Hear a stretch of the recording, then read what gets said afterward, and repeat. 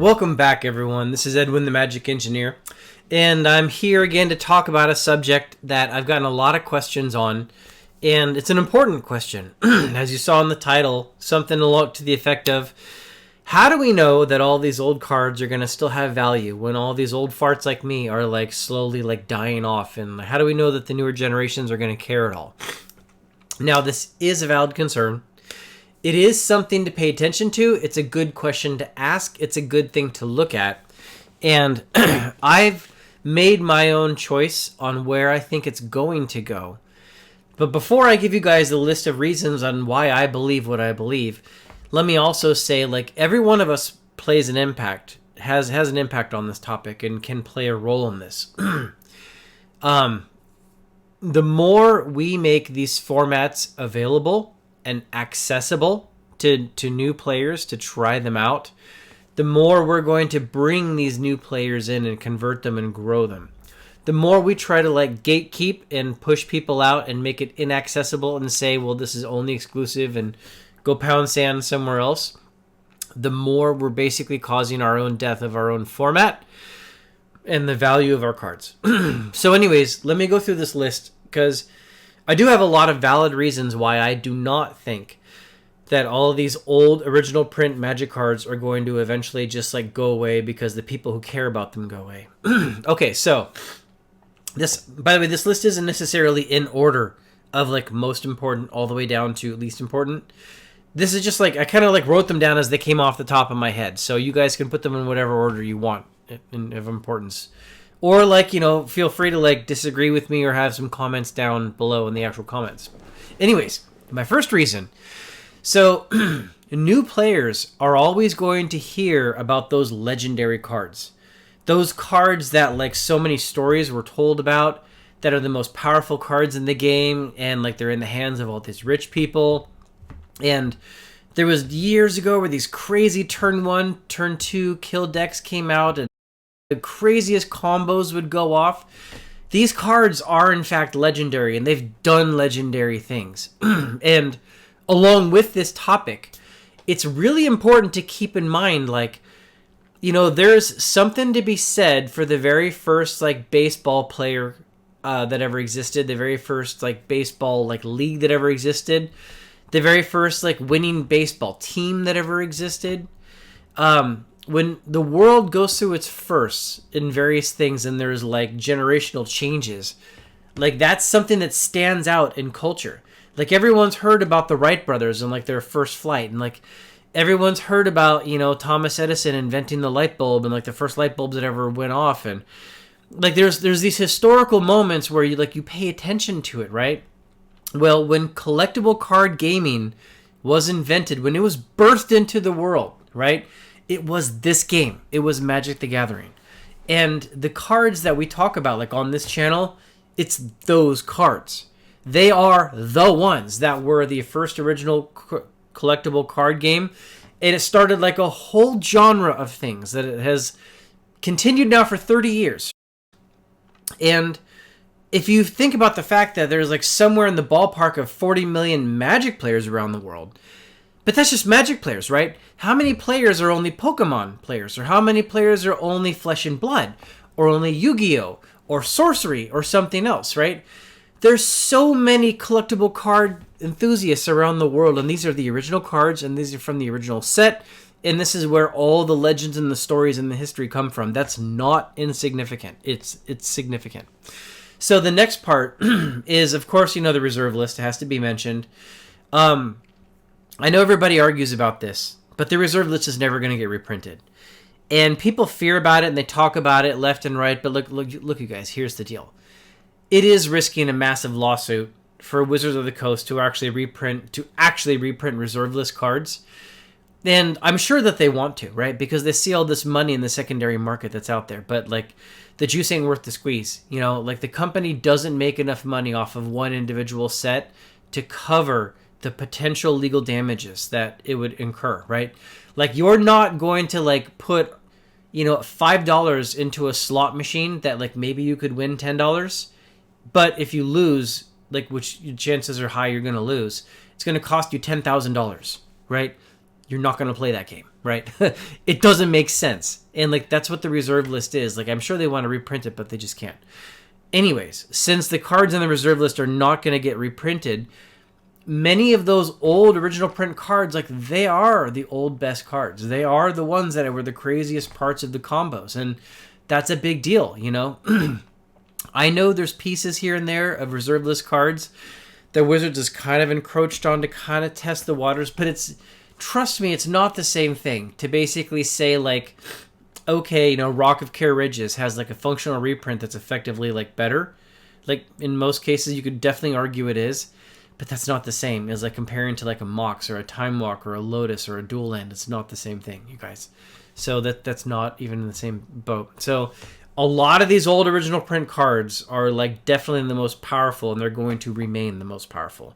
And this is a game, right? So every Magic player that plays, like, you know, the first question that pops into their head is like, what are the best, most expensive cards, right? And that's them. Okay, so now there's also, if you look at just collectibles in general, and this kind of goes across all collectibles, there is a very long, well-documented history of the old original print stuff eventually, as time goes on, being the thing that everybody cares about. I mean, whether you're talking about Beanie Babies or Topps baseball cards, or if you're talking about Magic cards, for instance, or if you're talking about, like, you know, original cars, it almost doesn't matter. The original ones that came off, like, the production lines and had very small prints, those first versions always end up eventually, like, having value. But sometimes that can take a while. Like, I remember very clearly, like, when I was holding on to my Beta Sol Ring, and then there was the Judge foil that came out, and for a while, people really wanted those Judge foils. And they were trading them for about the same value as the Beta Sol Ring. But I looked at that, and I looked at what's happened in comic books and what's happened in everything else, and I thought, like, dude, no way. There's no way I'm going to, like, sell, like, my Beta, you know, Sol Ring and go get this Judge one. And now, sure enough, you go look, and those additional reprints and other versions, they had an impact on Beta, sure. But, like, they've had a much larger impact on the Judge foils. They're now, like, a fraction of the Beta Sol Ring or Alpha Sol Ring's price. So, that old original print does matter. It's not insignificant. You see that everywhere. Like, you see that in all these different collectibles. So, another thing about it is, like, original Magic cards in the game, so many new players these days, they look at old Magic like, look how, like, stupid and simple it was.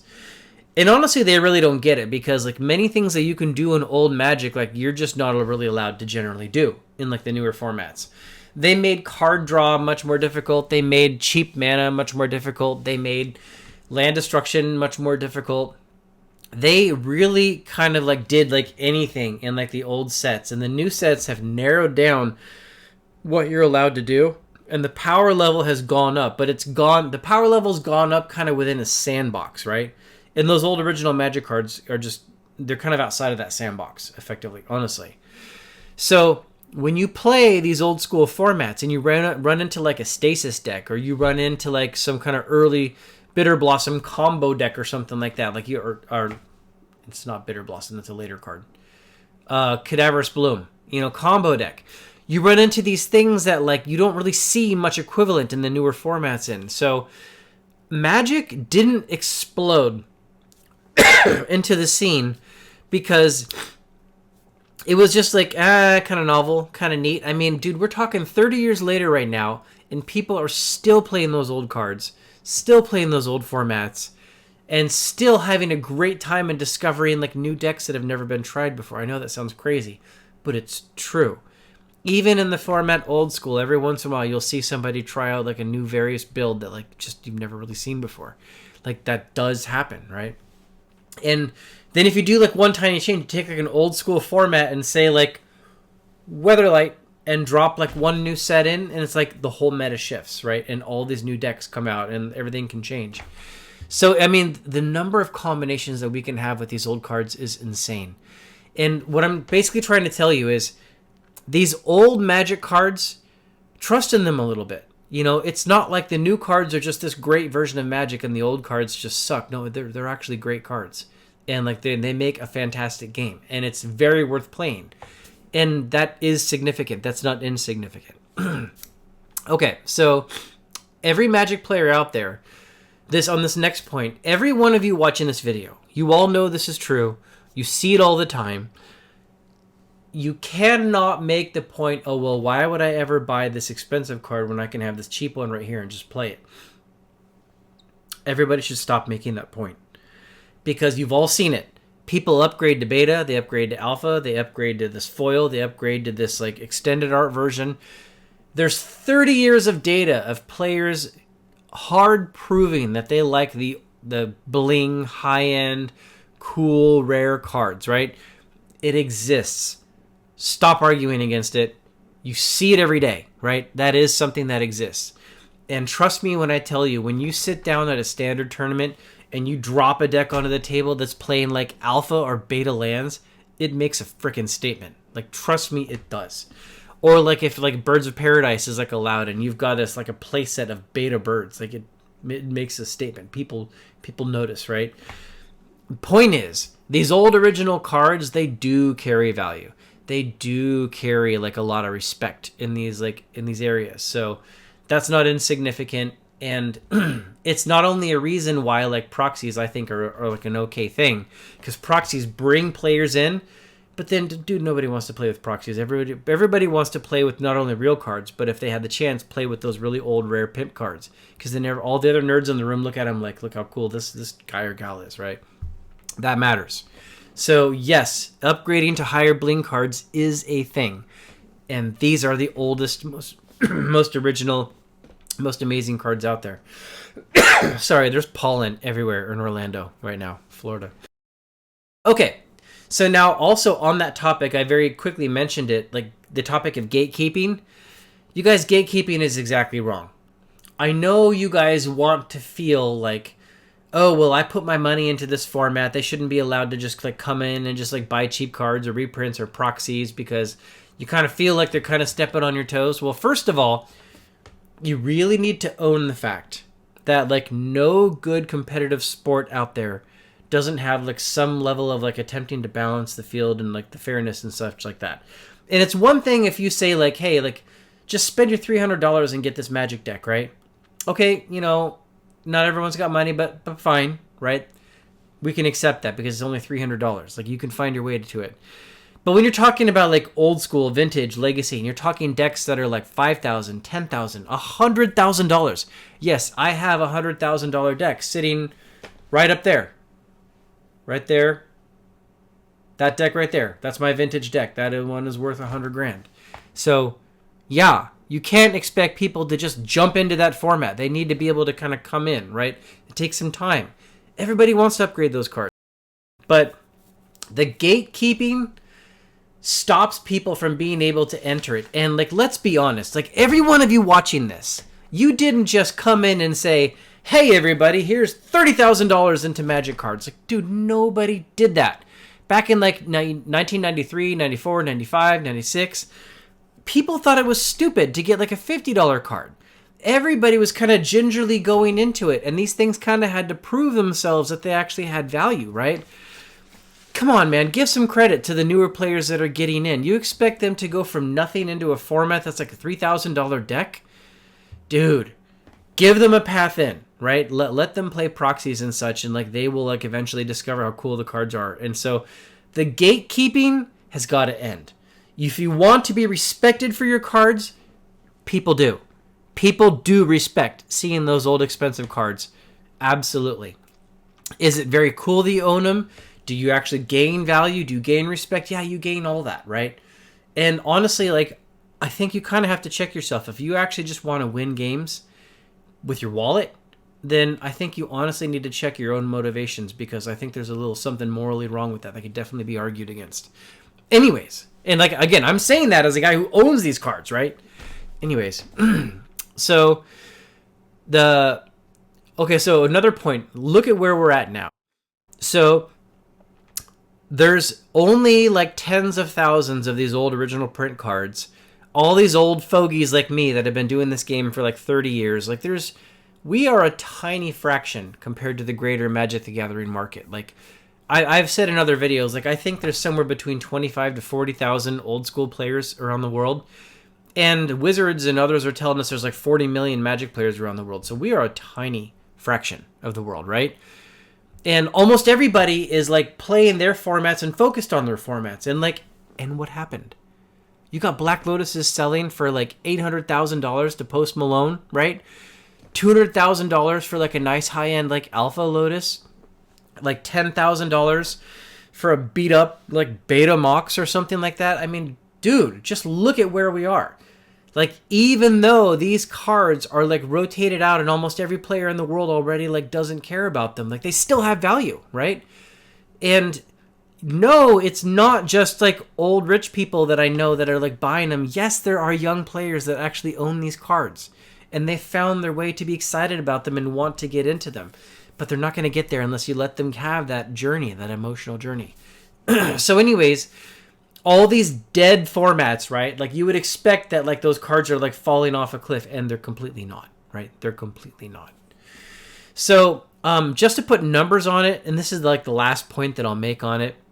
If there's like 40 million Magic players around the world, imagine for a second if even just 1% of those players, just 1%, saw some new format that used those old cards, and they could actually like use proxies or play them or play like Magic 30th kind of style reprints or something. And so even just 1% of the Magic players around the world got into this format and discovered these old cards and wanted those old cards and eventually became buyers of those old cards. You've currently got 25 to 40,000 people around the world that are upholding these old cards, and they're at the prices you're seeing, right? That's like 25,000, right? Well, what happens if another 400,000 people join that market and join that demand cycle, right? I want to make it clear, if even 1% of the new Magic players around the world found their way over to these old cards and these old formats, the demand would go insane. And all that you need is a format that supports them. And before any of you say, like, oh, well, I don't want to do that, right? Keep in mind, like, EDH did not come out for quite a while in Magic's history, right? It was not a thing, right? But EDH was a player-made format and eventually became Commander, and now it's the world's most popular format. And they support dual lands, and Time Twister used to be like the least expensive Power 9 card. Now it's the second most expensive, and it's Commander that actually did that, right? And now you've also got like this old school format. I think it was something like in 2014 or 15, some people, like a few in America and a few in Sweden, started doing like kind of replaying old original Magic, and they called it old school. They made their own player-made format, and now there's all these variants that have like broken out. And like, trust me when I tell you guys, like that was one of the major things that made all these old original cards just take off in value. It's because a new player-made format that has nothing to do with Wizards of the Coast started, and it created a demand, and people went in to go buy these cards, and then there was almost none of them, and they just sold out, right? What would happen if somebody made a new format that attracted even 1% of the people in the world, and they found a way to balance the rules and the restrictions and such so you could literally play like Moxes and Lotuses and stuff like that along with new cards? Like if you look at like the 10-point and 7-point Singleton formats, they found ways of doing that. So it is conceivable. I can see somebody actually making a Magic card format that's like alpha all the way up to like, you know, Karnov Man or whatever this newest set is. Like I could see that actually happening if somebody applied the right rule set and point value system upon it. And then all of a sudden you've got people being like, yeah, I really want to buy a Mox and put it in a deck, right? It can totally happen. So I just want people to think about that as well. So I don't think that these old cards are just going to completely die. I really don't. And this isn't even actually on my list, but I'm going to go ahead and mention it. Because I've mentioned it in other videos. I do think that the central banks and the governments around the world are so interested in us not having a financial crash that's long overdue. They so don't want that to happen that they've been showing they're going to go straight to inflation. Every time they have a chance, they sacrifice the purchasing power of the US dollar. I think the entire world is headed towards more inflation. And when everybody sees it eventually enough times, the world will get smart and say, I need to go scoop up rare, investable assets that hold their value. And that's going to be many things. That's going to be like gold, silver, old Magic cards, maybe some cryptos if they're not like outlawed and like you're getting shot for it.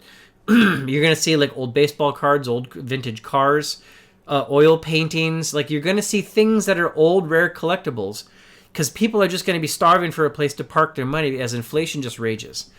So I do think that we will eventually head into another big FOMO cycle, and there'll be money just like flowing into this stuff because everybody's trying to like park it and avoid inflation.